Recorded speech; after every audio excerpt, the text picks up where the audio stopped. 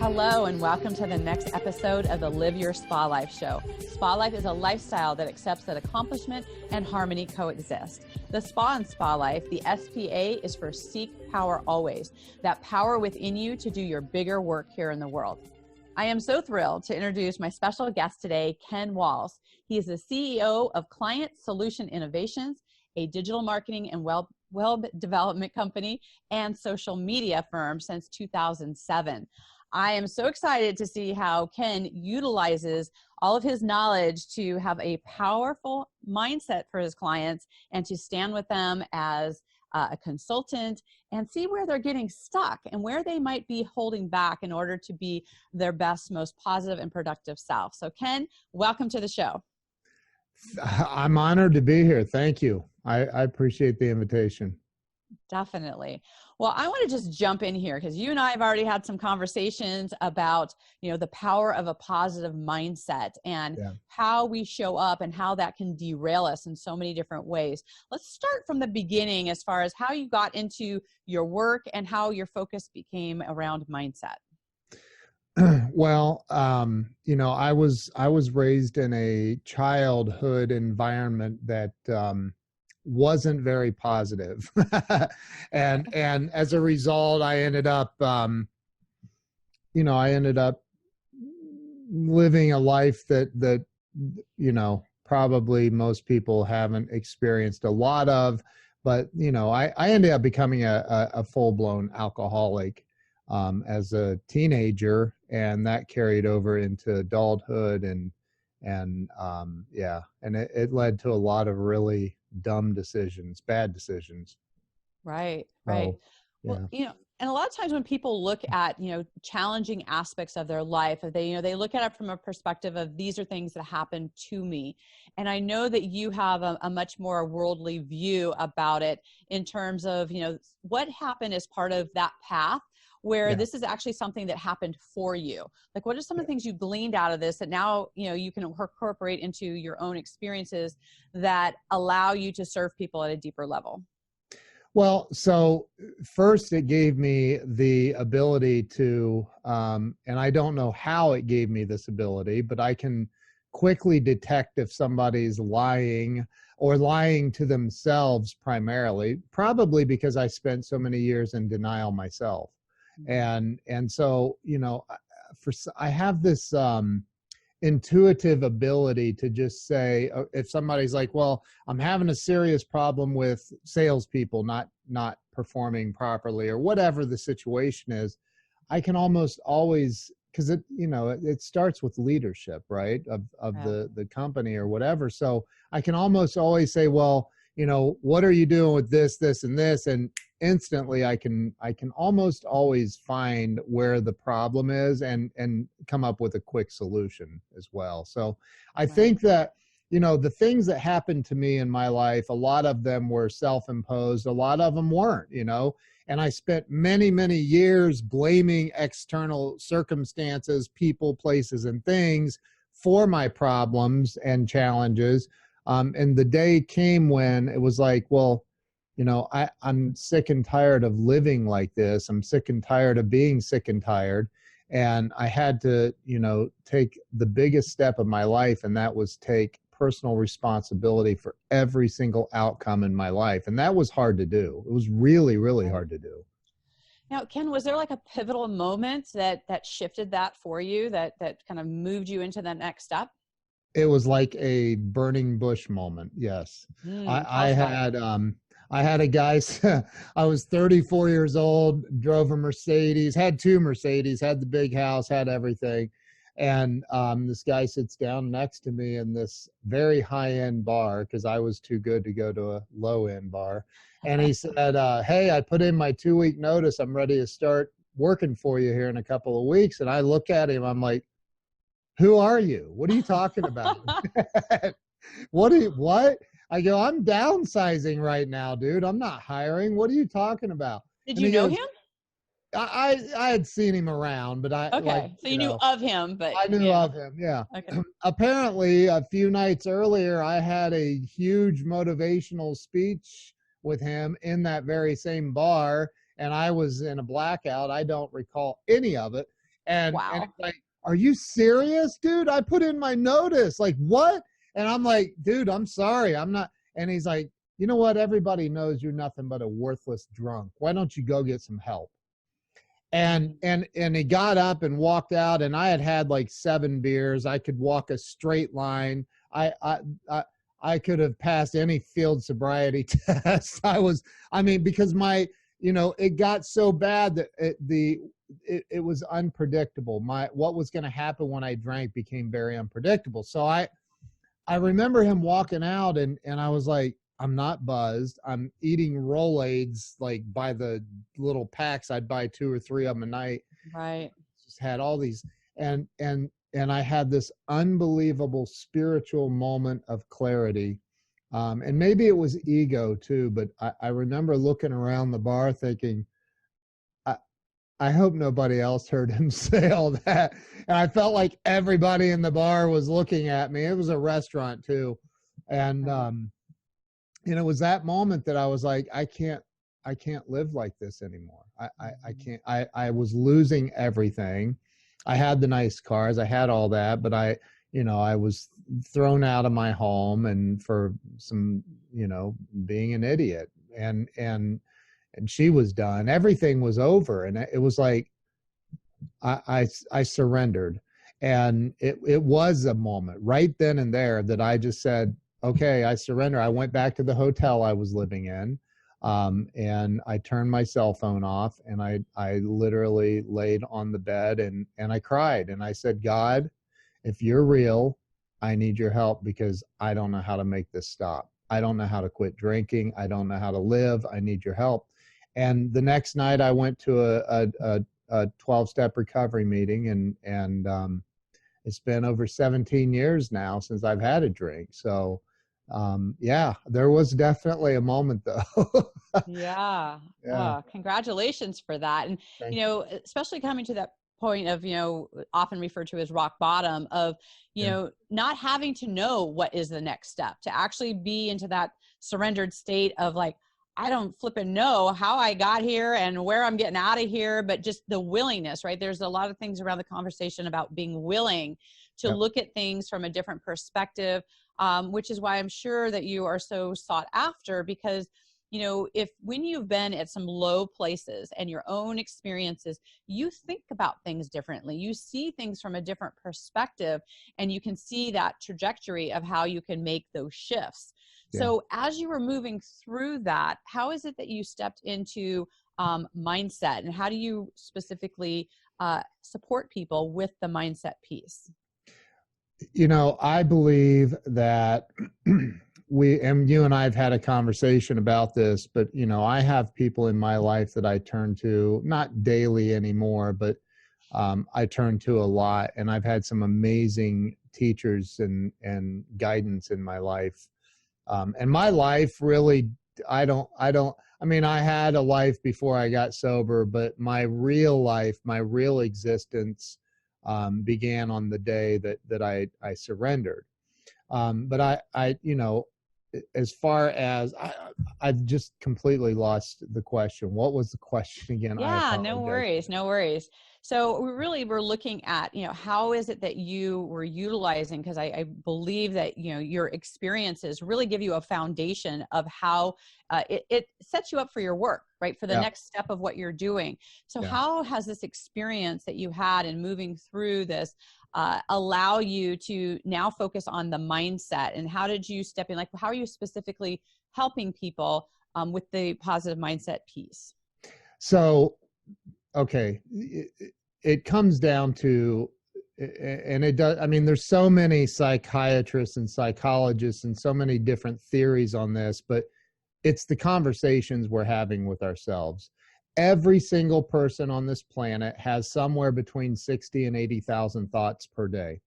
And primarily those thoughts are 90+% of those thoughts are the same exact thoughts that we had the day before.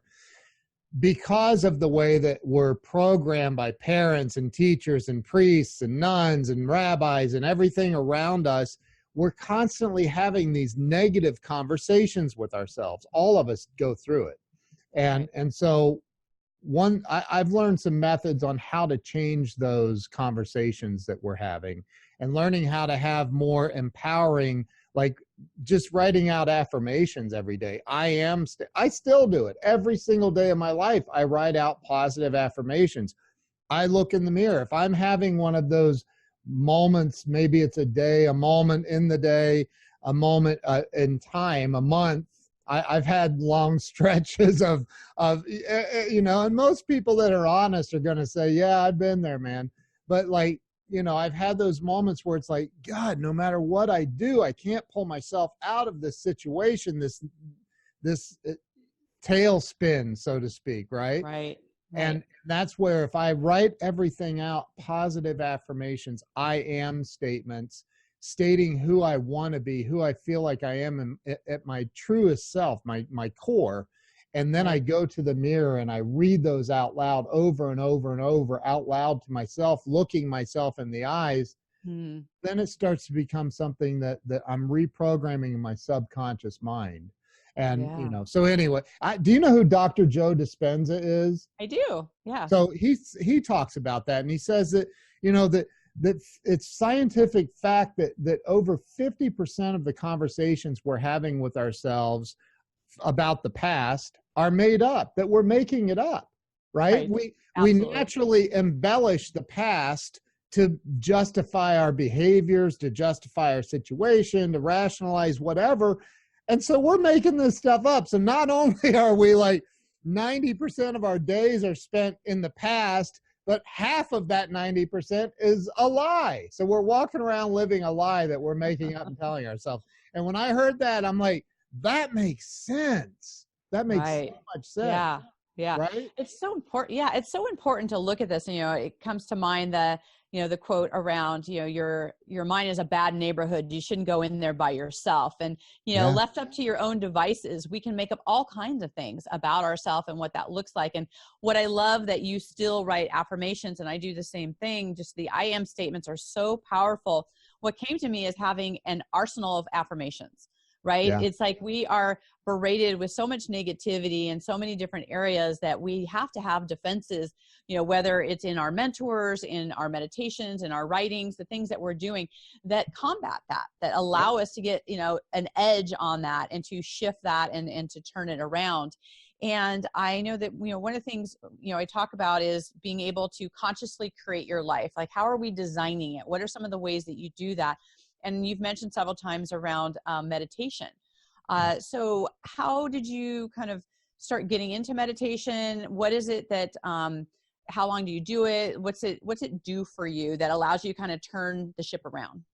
So about, the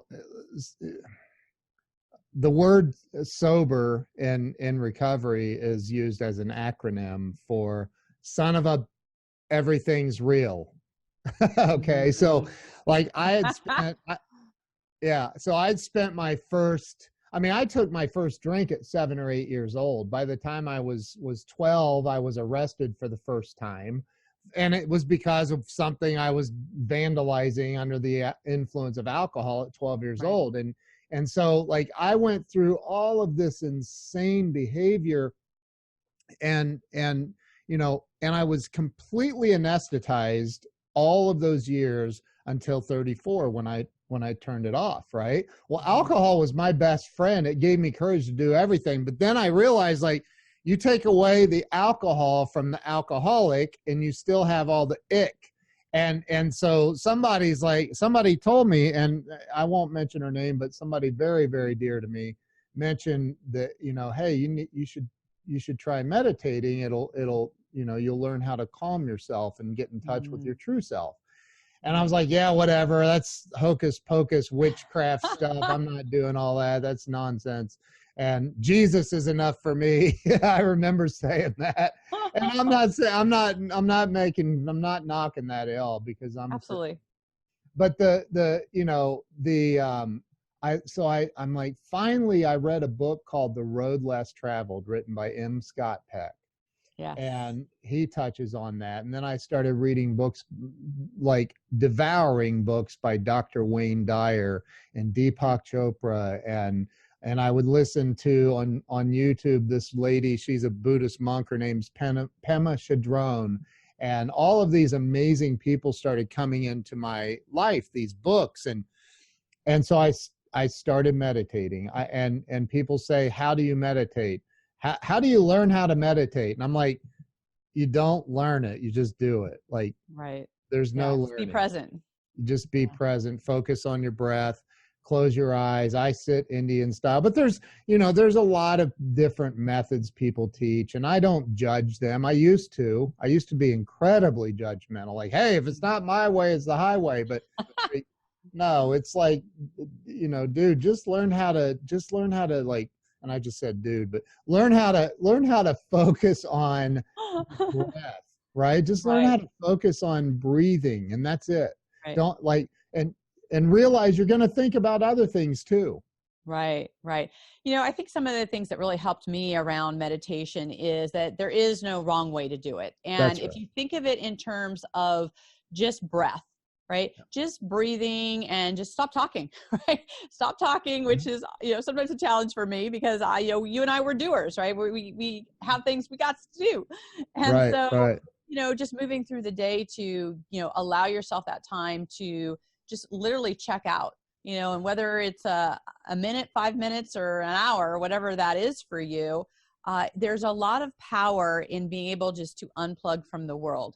Yeah. And I am a firm believer now that the more time you have unplugged, the actually more productive you are, because then you become really clear and present of what's important to you, what you're doing, and just get it done versus, being exhausted or distracted or overwhelmed. With all of that, it's going to take you twice as long to do anything. And so that's really what kind of turned me on, because I was kind of like with you in the same, I'm like, I don't have time for meditation, and like, I'm not getting anything done during that time. And, what's that even actually look like? But when you look at the bigger picture of how that can really support your being, right? We're human beings and we forget that part of it. Yeah. It really makes such a big difference. So I love that you're incorporating that into who you are and what you're up to. I know sometimes when there's like meditative experiences, you kind of have these God moments or these, whispers, if you will, of some knowledge, right? Things that move through you. What's something that you have had an awareness around or whispered to, or a God moment or something in your meditation that really struck you? Wow. I'm not sure that I ever have.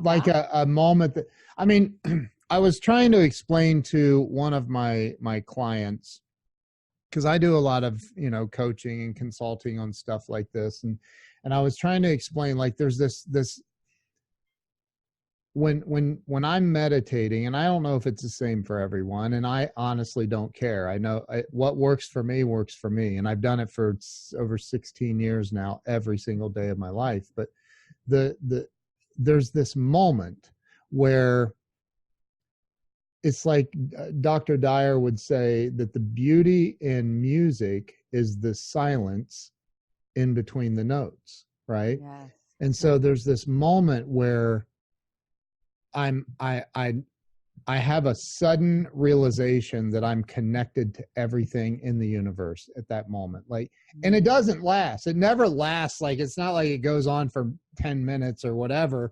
Yeah. So it's like I'm always seeking that. It's like I know I'm connected to the creator of the universe in that moment. I realize it. And there's so much just clarity and I can't. It's so, I don't know if you can relate to what I'm talking about. I can.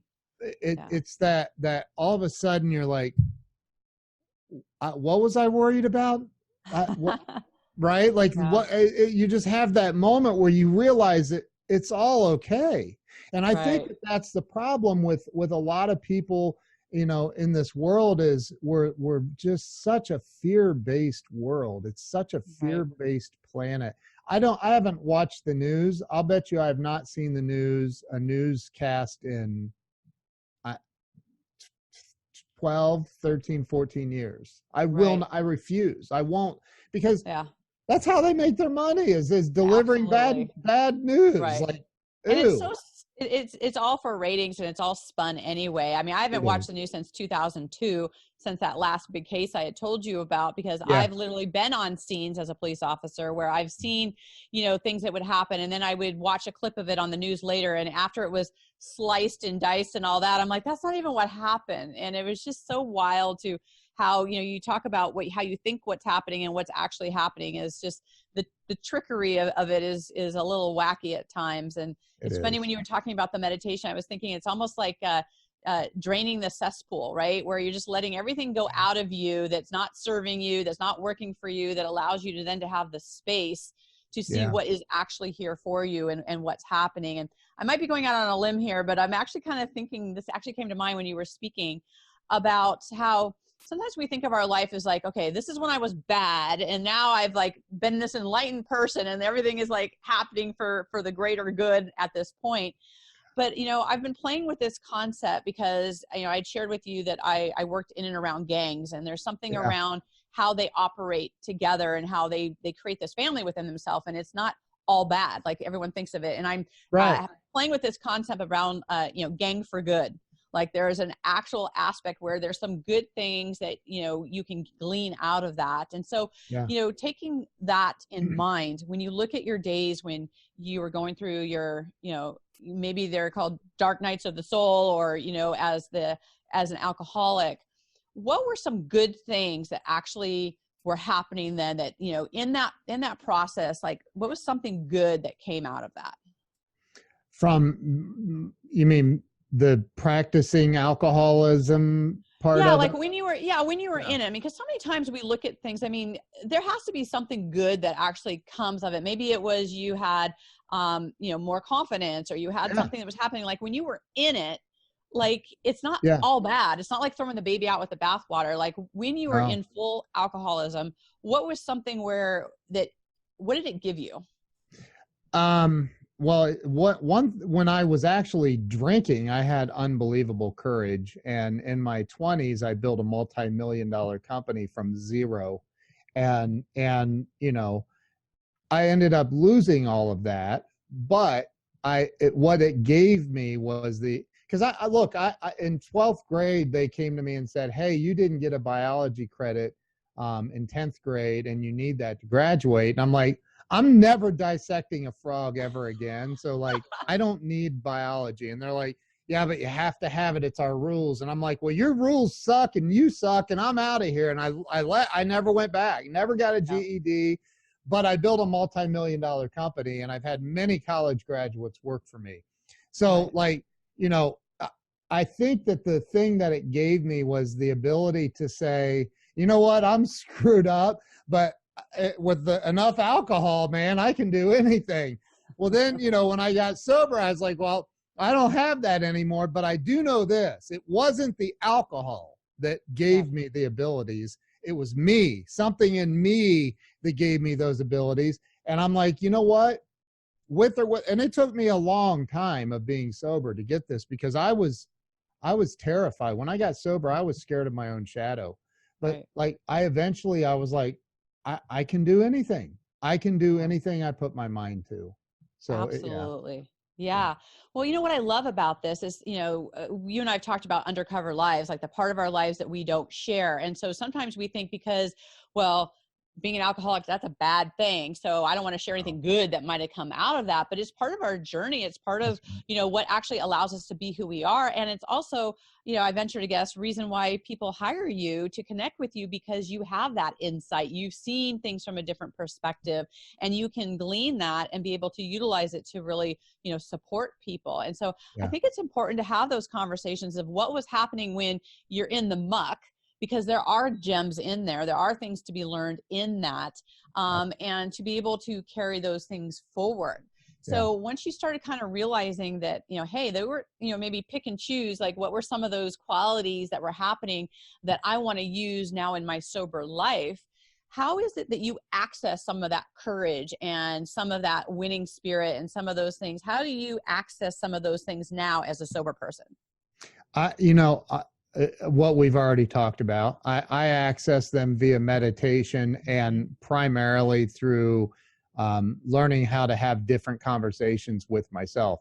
And that's the thing. Again, there are a lot of people, you've seen that, where you ask somebody, hey, do you talk to yourself? Were you just talking to yourself? And it's almost like, it's made fun of. Anybody that says they don't talk to themselves will lie to you about other things too, because we all have conversations. It's scientifically not possible to not have a conversation with yourself. So like, I want to be in control. If 95% of my life is controlled by my subconscious mind, meaning my heart's beating, my eyes are blinking, my arms are moving, my head's nodding, whatever it is, that's all subconscious. The rest of my life is like that too.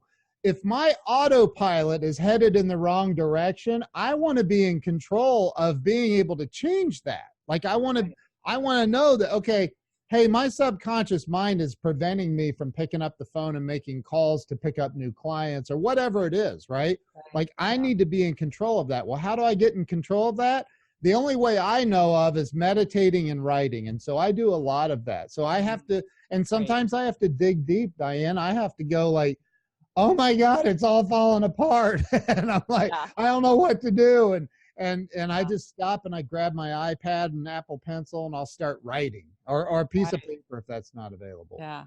That's so important, Ken, to have this kind of conversation because, again, a lot of times people think either you're successful or it's crap, right? Yeah. And there are so many different things in between, and to have tools that allow you to right the ship, right? Yep. When hey, when I'm feeling, wacky, or I'm talking to myself, or I'm not sure which way to go, to know that you have tools like meditation or writing or things that will allow you to just course correct, right? Yes. And I love the analogy where it says that planes left to their own devices will always not arrive at their destination, that the whole trip that you're on a plane is course correction. Yep. And that's what we do for ourselves. That's one of the things we do for our clients. That's why people have mentors, is to help you course correct along the way and to really see those things that maybe we're not seeing. And, part of that path is, I know that, we're talking about how we stand in our power, but we also have different disempowering moments, like things that almost feel like they take us out of the game. Right. Yeah. And so how do we move through some of those? And I know that you have an incident where you were working with a narcissistic abuser. And I'd love for you to share a little bit about that story, because I know there were aspects that were disempowering for you in that. And it's important for people to see what are some of these things that we're faced with and what we do with them. Well, I was, in a situation where I had invested a lot of my own money and time into working with a client that is a narcissist and got incredibly abusive. And I was in that situation where I'm like, I felt trapped financially. Like I was trapped. Like I can't get out of this. I'm just going to have to take the abuse and not, commit some sort of violent act against this person, which I wanted to many times. And it got to the point where, again, and this is when I'm sober, I had been sober for years, and it got to the point where it was like, I don't even know what the catalyst was, but it was a final abusive act.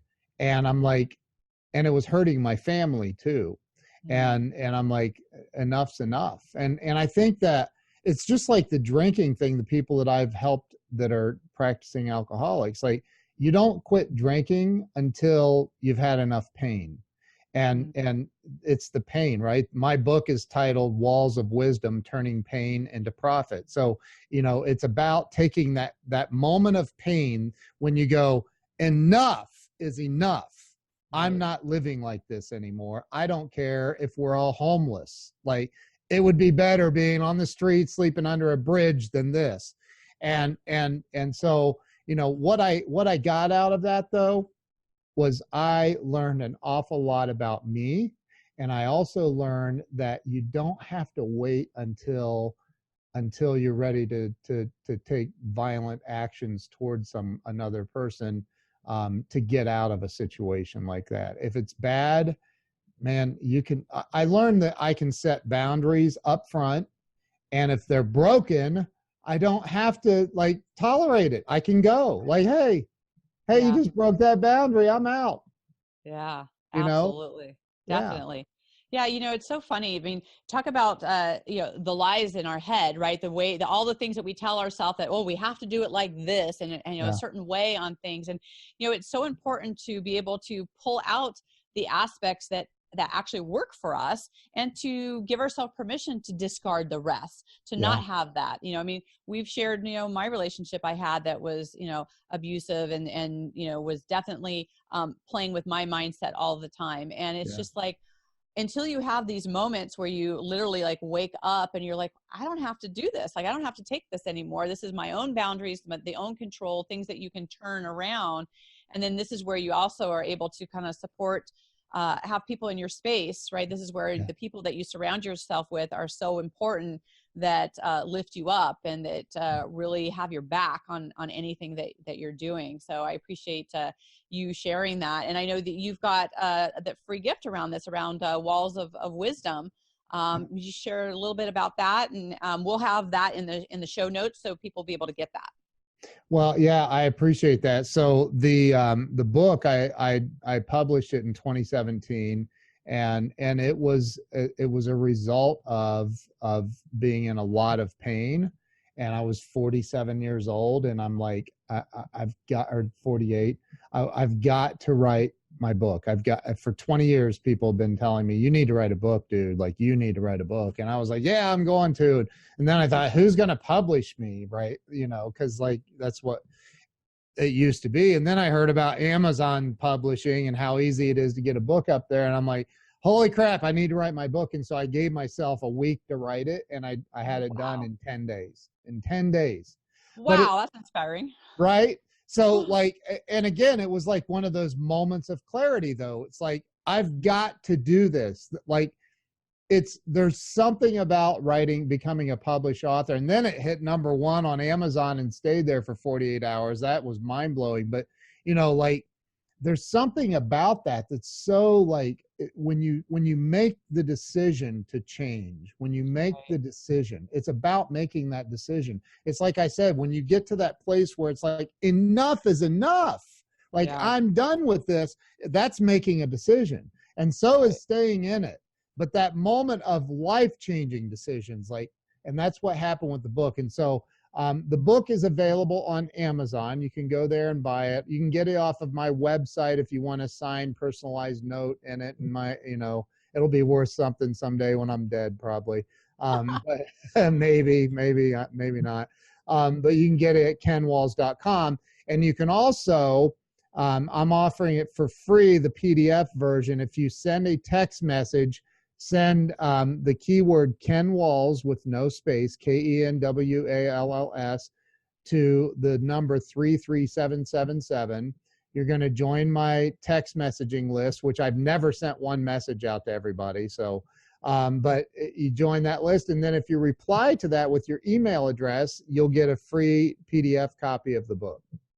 Great. Oh, that's so generous of you to have Yeah. that. And we'll definitely have that in the show notes that people will be able to look at that. And, one of the things I like to ask my guests is kind of, I'm such a big proponent of your environments. We've talked about, I had my online course, Clutter to Calm, and what we create in our space. So one of the things I like to ask is that, we have different experiences in our bedroom versus our kitchen and our office. What is your favorite room in your home and why?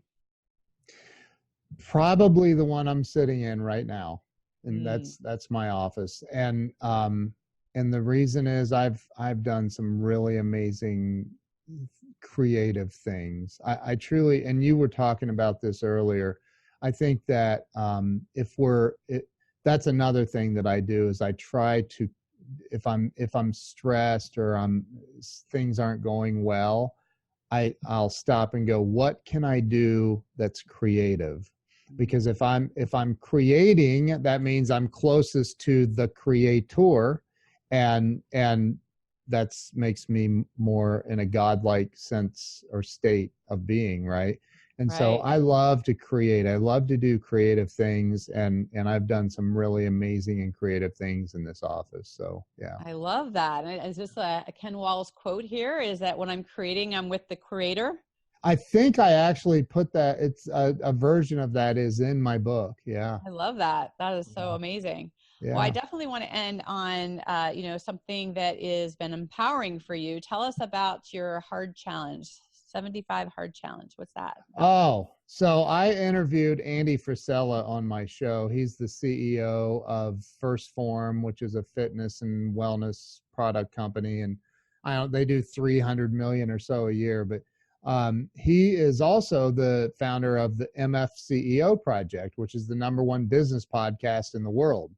And so I interviewed Andy on my show back in July, and he had developed this thing called 75 Hard. It's a free challenge where basically 75 days in a row, you work out twice a day. Once has to be outside. It's for 45 minutes each time. One time has to be outside no matter what.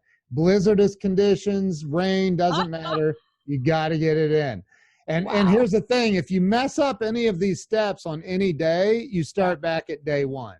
And and there's nobody keeping score except for you. Right. So it's really about it's about keeping your word to yourself. The biggest challenge, and Andy talks about this on that interview. He's like, and I bring it up at the end. I'm going to tell you real quick. I bring it up at the end because I intentionally didn't want to talk about it. Like I didn't want to talk about 75 hard. And I was like, but I had so many friends that had done it or were doing 75 hard. And I was like, if I don't bring it up, I know I'm getting phone calls and people are going to call me a sissy and all this other stuff. So I'm like, I said at the end, I go, hey, Andy, man, I didn't even bring up 75 hard. You know why? And he goes, yeah, because now you got to do it. And he starts laughing. And this isn't a dude that you take lightly. Like he's all tatted up. He's a big dude. He's like, and I'm like, so he's like, he challenged me, and I'm like, fine, I'll do it. And my wife was watching too, and she comments on the stream, I'll do it too. And I'm like, oh my God, now my wife wants to do it. And then somebody that follows me, she's like, I'll go create a private Facebook group. Anybody who wants to join? And I'm like, oh, dear God. It's on now. Yeah, here we go. We're going in. Remember that 3 seconds you talked about? It was over. I'm in. So it's working out, and there's no way. There's 280 people in this private Facebook group, 75 Hard with Ken Walls. So great. And I'm like, there's no way I'm letting these people see me fall. Like it's not happening, right? So talk about creating an environment that supports you. That's amazing. It was unbelievable, and it all happened. It was so serendipitous the way it all occurred, and so I started that was on a Thursday, I think, or Friday, and I started it on Sunday, my wife and I both. And oh God. So it's working out twice a day, once outside, 45 minutes each. You have to follow a diet. And that for me, it was just eat clean eating. Right. So you follow a diet, no cheat meals, no pizza on Friday. That's a cheat meal. You have to, no alcohol, which I don't drink anyway. Right. And then you have to drink a gallon of water every day, read 10 pages out of a nonfiction book, and take a progress picture every single day. There's 5 steps, right? Wow. And if That's you amazing. screw up any of them, you go back and start at day 1. Wow. And I saw a really dear friend of mine. She lives in Denver. She forgot to take a progress picture on day 13 or 15 or something and had to start back at day 1. Wow. But talk about putting things in place that allow have you accountable, and really having that commitment to ourselves is really such a pivotal thing. I mean, it's sometimes easier to not want to let somebody else down, but how many times do we let ourselves down? Right. And so that's such a great activity. I mean, it's one of the things I'm so connecting to my local gym here, Fitness Quest 10 with Todd Durkin, a lot of pros and neighborhood people who are in there, and the environment that creates really is so foundational to how I live my life and what I do. And so I applaud you for having that feat. I tell you, the first day I walked out, I weighed 235 pounds. I'm 6 foot tall. And I would walk by the mirror and think, man, my wow, my dad bod's really getting up there, my gut sticking out. And then I read an article that, hey, women are more attracted to a dude with a dad bod. And I was like, see, I'm good. Oh my God. Looking for evidence there. The right? false things we tell ourselves. I know.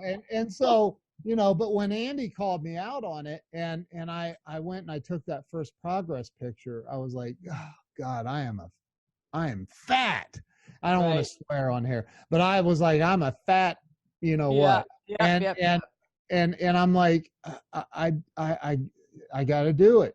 And so I remember the first day I walked out onto the sidewalk in my neighborhood, and I live in a nice neighborhood, and I thought people are going to go, who's this fat old dude walking around the neighborhood? Oh my God. Right. But isn't it interesting the things that we say in our head, and this was something that was a catalyst, right? To look at, how can I really, this is the only vehicle that we have to take care of it, to do the bigger things that we are to do, and it to be, an amazing feat to do. So just congratulations on that. And, we could talk about this all day. And I know. Yeah. I just want to thank you so much for being here on the show and sharing your wisdom. And we'll get into the show notes so that they can get their walls of wisdom. Yeah. I will also put in there in the show notes that you guys will also have my free gift about resetyourpowergift.com. That way you'll have your 5 moves to stand in your power. And, one of the things I always like to end with on here is that, we so appreciate the number one commodity that we have is our time. And we so appreciate the time that you've spent here with us, and would love for you to share and tag both Ken and I any questions that you have. What's something you're going to take away from this? What kind of shifts and changes? It's the communities that we create, the relationships that we have that allow us to grow. So please, share your experience here with us. And as always, live your spa life. Bye for now. See you. Bye-bye. Thank you.